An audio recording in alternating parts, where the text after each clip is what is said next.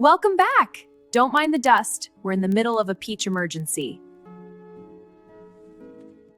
They say fruit selling is easy. They haven't met my customers.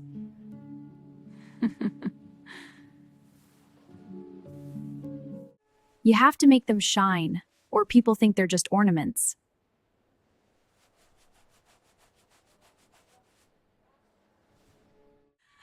Speak of the devil, here comes our most discerning regular.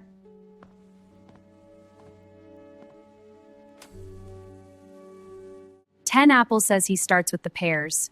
He always starts with the pears.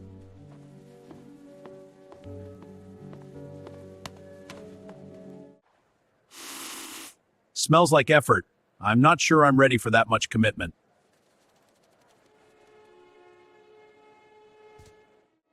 In my day, pears didn't look this shiny. But they look so fresh and delicious. Too perfect, if you ask me. Oh, Mr. Grumbleton!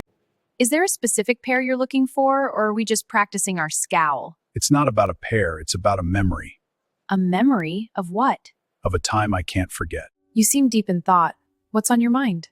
My Martha, she used to find the ones that were just slightly bruised. I always pick the bruised ones first.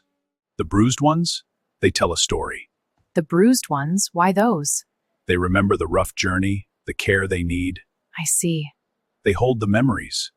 I've always had a soft spot for the bruised ones because they were the ones that needed the most love. And they made the best tarts.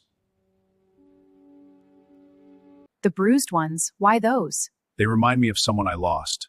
They have a story. I see. That's a beautiful way to remember them. Some memories stay with you, don't they? Memory is a funny thing. Sometimes it tastes like cinnamon and old pears. I can't find them. The right ones. It's not about the pear, is it? You're looking for the ones she used to bake. You remember? Of course. Take this one. It's got a tiny spot on the side. Perfect for a tart. A spot, you say? Well, I suppose it'll do. Thank you, Maya. And remember, sometimes the best gifts have a little imperfection. I'll see you tomorrow for the lecture on oranges. Of course, Mr. Grumbleton. I wouldn't miss it.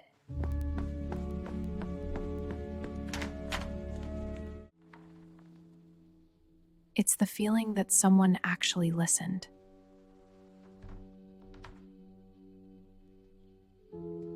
Go find your own Martha today. See you tomorrow.